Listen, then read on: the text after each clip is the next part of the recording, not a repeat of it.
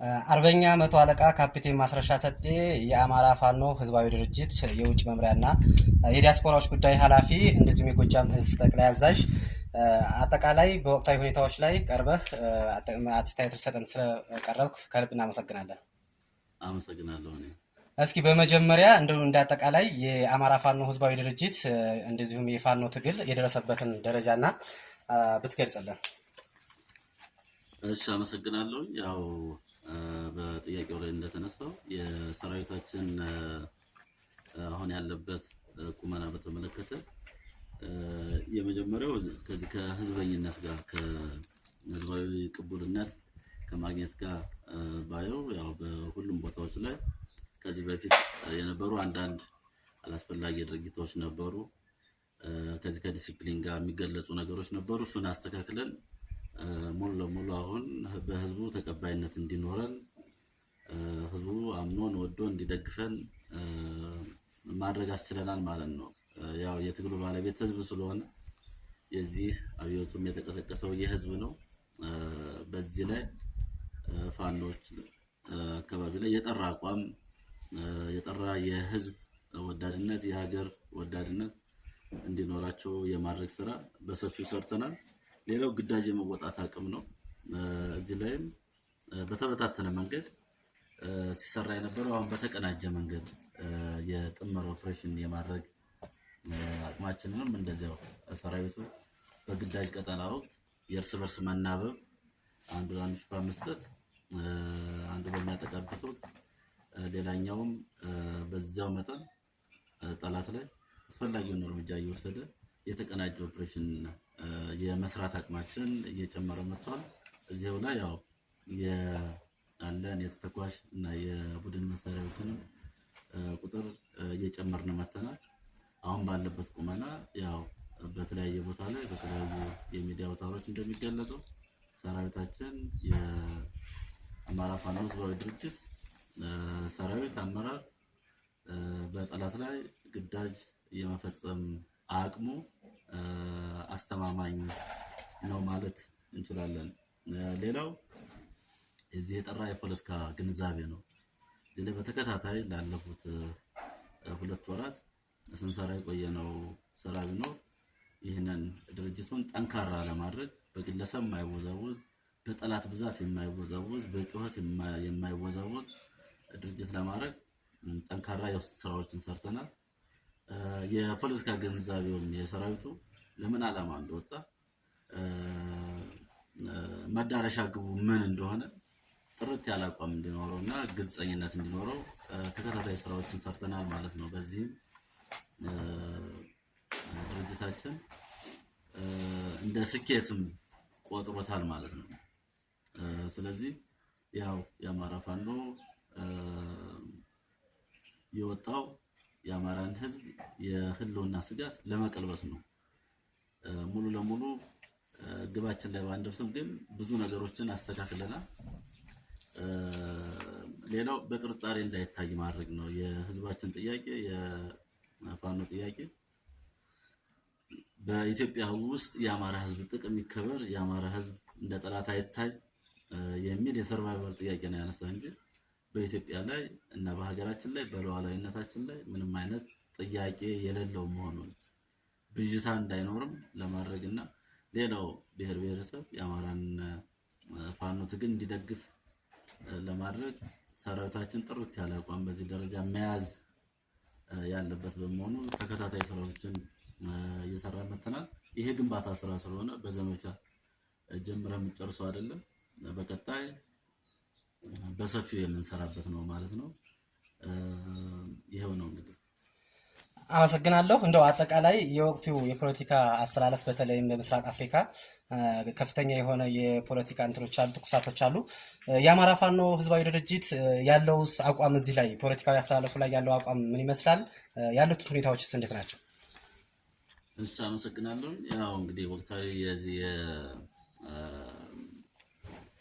ኢስት አፍሪካ ፎረም ላይ ያለው የፖለቲካ የዲፕሎማሲ የወታደራዊ እንቅስቃሴዎች ከጊዜ ወደ ጊዜ ያው ተለዋዋጭ ናቸው። የዚህ ኃይል አሰላለፉ የኃይል ሚዛኑ ያው ሀያላን ሀገራት የራሳቸውን የርዕዮተ የበላይነት የኢኮኖሚም የፖለቲካ የበላይነትም በዓለም ላይ ለመያዝ የተለያዩ ሀገሮችን መርጠው የሚንቀሳቀሱ ናቸው። በዚህ ደግሞ በተለይ እዚህ ምስራቅ አፍሪካ ላይ የተለያዩ ዳይናሚክሶችን የምናስተውልበት ነው። ስለዚህ የአማራ ፋኖ ህዝባዊ ድርጅት ከዚህ አንፃር የትኛው ነው ለሀገር ስጋት የማይሆን የኢትዮጵያን አንድነት የኢትዮጵያን የግዛት አንድነት ሉዓላዊነት ሊያስከብር የሚችለው የሚለውን በከፍተኛ ሁኔታ ትኩረት ሰጥቶ የሚሰራበት እየሰራ የመጣበት ሁኔታ ነው ያለው። ያው በባለፈው በቅርብ ጊዜ ሰነዳችንን ይፋ አድርገናል። ከዚህ አንፃር አገሮች የሚደግፉንም የሚነቅፉንም ይኖራሉ። ከሰነዳችን ከእይታችን ከፖለቲካ ግባችን አንፃር የሚደግፉን እንዳሉ ሁሉ ደግሞ የሚነቅፉንና በተለይ ለተገንጣይ ኃይሎች የሚያመዝን አቋም ያላቸው የሚኖሩ አሉ። ይሄ ግልጽ ነው ማለት ነው።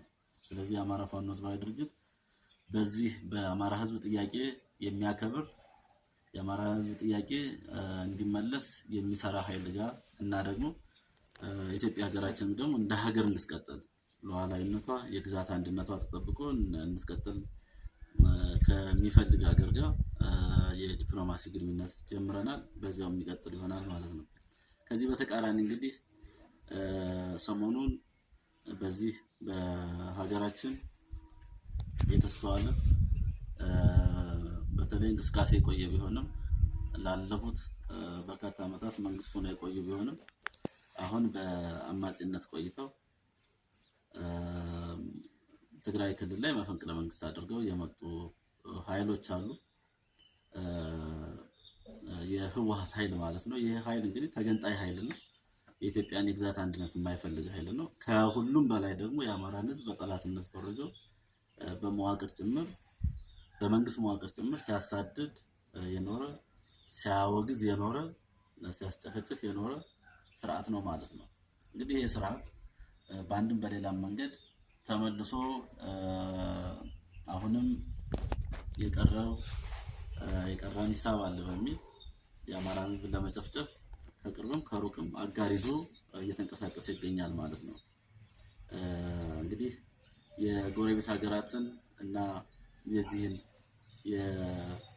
የአባይ ወንዝን ተከትሎ የአባይ ውሃን በራስ የመልማት ፍላጎታችንን ተከትሎ የተለያዩ ሀገሮች የራሳቸውን ፍላጎት ከነዚህ ኃይሎች ጋር ተደምረው ፍላጎታችንን ጥያቄያችንን ለማዳፈን የህልውና ጥያቄያችንን ወደ ጎን እንድንተው የሚያደርጉ እንቅስቃሴዎች መኖራቸውን አስተውለናል። በዚህም ትልቁን ድርሻ የምትወስደው ግብጽ ናት።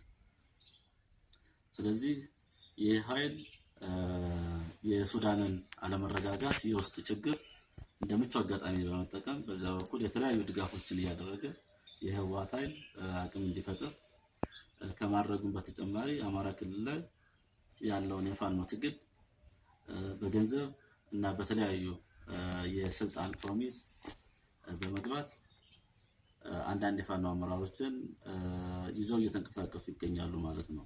እንግዲህ ይህንን የአማራ ፋኖ ህዝባዊ ድርጅት የሚያወግዘው እና በቀጣይም ህዝባችንን አስተባብረን የምንታገለው ነው የሚሆነው።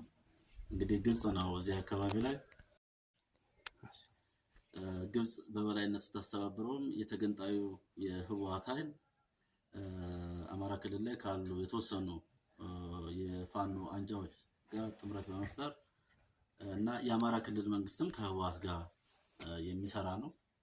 ሙሉ ለሙሉ የብአዴን መዋቅር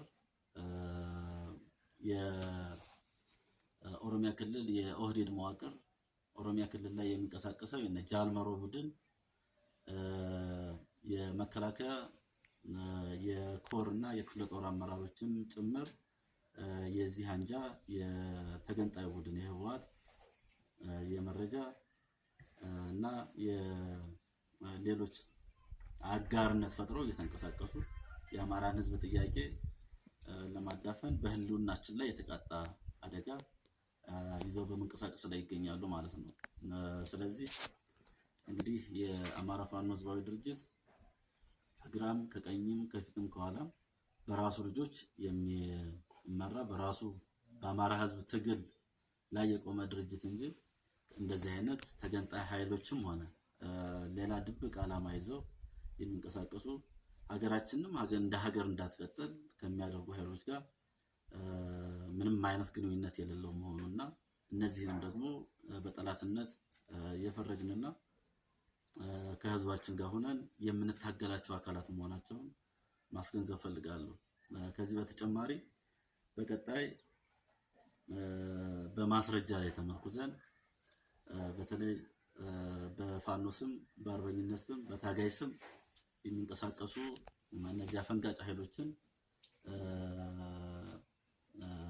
እየጋለቡ የሚፈልጉትን ዓላማ ለማሳካት የሚፈልጉ የህወሓት የጦር አመራሮች ፋኖውን በቀጥታም በተዘዋዋሪም ወደ መምራት ደረጃ መሸጋገራቸውን በዚህ አጋጣሚ ለአማራ ህዝብ ለአጠቃላይ ለኢትዮጵያ ህዝብ ማስረዳት ፈልጋለሁ። እንደ ምሳሌ ለመጥቀስ ለምሳሌ የደቡብ ግንባር ሜጀር ጀነራል ዮሐንስ የሚያስተባብረው ማለት ነው አርሚ 24 እና አርሚ 43 በወሎ ግንባር ተልዕኮ ተሰጥቷቸው ከሌሎች ሁለት አርሚዎች ጋር በመሆን አርሚ 24 ሸሪፎ በሚባል ቅጽል ስሙ የሚታወቀው የጦር አመራር ይመራል። ይሄ ራያ ምድር ገብቶ ይገኛል። ጥሙጋ አካባቢ ላይ እየተንቀሳቀሰ ይገኛል ማለት ነው። ሌላው አርሚ 43 ወዲ ብርሃነ በሚል የሚታወቅ የህወሓት የዚህ አፈንጋጩ የጦር መሪ መሆን አካባቢ ላይ ገብቶ የራሱን ቦታ ይዞ የራሱን ወታደራዊ ገዥ መሬት ይዞ የሚንቀሳቀስ ነው ማለት ነው። በሌላ በኩል እነዚህ በዚህ በወሎ ግንባር የሚንቀሳቀሱት የአርሚ አመራሮች ከአማራ ፋኖ ህዝባዊ ድርጅት አፈንግጠው የወጡ የፋኖ አመራሮችንና ተወሰኑ ቡድኖችንም በመያዝ አጠቃላይ የወሎንና እስከ ሸዋ ድረስ ቀጠናና ተልዕኮ ሰጥተው የተለያዩ ድጋፎችን በቁስ የሚገለጽ ድጋፍም ጭምር አድርገው ሌላው በምዕራብ ግንባር የሚያስተባብረው ጀነራል ምግበ ኃይል የሚባል አዛዥ ነው። ይሄ የሚሸፍነው ደግሞ የጎንደር ጠቅላይ ግዛትን ጨምሮ እስከ ጎጃም ድረስ ያሉ የፋኖ እዚህም እዚያም ያሉ አፈንጋጮችን አጋር በማድረግ እና ከዚህ ከጃልመሮ ኦሮሚያ አካባቢ ላይ ከሚንቀሳቀስ የጃልመሮ እና የኦህዴድ ኃይል ጋር በመጣመር እንቅስቃሴ በማድረግ ላይ እንዳለ ነው እኛ መረጃ ያለን ማለት ነው። ስለዚህ እንግዲህ የአማራ ፋኖ ህዝባዊ ድርጅት እና የአማራ ህዝብ ከነዚህ ኃይሎች ጋር ግልጽ ጦርነት ውስጥ የገባ መሆኑን ማሳወቅ ነው የምፈልገው ማለት ነው። አንድ እዚያው ላይ ሳልጠቅስም አላልፈው የህወሓት የአፈንጋጭ እና በዚህ በፋኖ ስም የሚንቀሳቀሱ የብአዴን እና የኦህዴድ ወኪሎችን ጨምሮ እና መንግስትም በአማራ ህዝብ ላይ የዘር ጭፍጨፋ እያደረሰ ያለውን መንግስትም በመጠቀም የአማራ ህዝብ እንዳይነሳ ተቆዝባዥ እንዲሆን እንዲበተን የማድረግ ተልዕኮውን በህዝባችን እና በድርጅታችን ጽኑ ተጋድሎ እንደምንቀለብሰው ምንም አይነት ጥርጥር የለንም ማለት ነው። ስለዚህ በዚህ በአፈንጋጩ ኃይል ላይም በተገንጣዩ ኃይል ላይም በመንግስት ላይም ያለውን በህዝባችን ላይ የተጋረጠውን አደጋ ለመቀልበስ ከምንጊዜውም በላይ ተናበን የምንሰራ መሆኑን እያረጋገጥ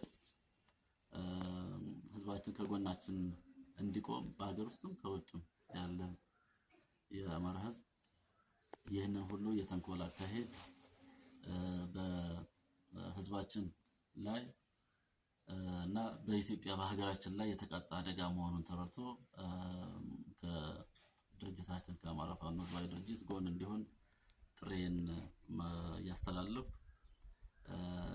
በምስራቅም በምዕራብም በሰሜንም ተናቦ የአማራን ህዝብ ለማጥፋት የሚንቀሳቀሰው ኃይል ላይ በቅርብ ጊዜ አስተማሪ የሆነ እርምጃ የሚወስድ መሆኑን ከወዲሁ ለማስገንዘብ ፈልጋለሁ ማለት ነው።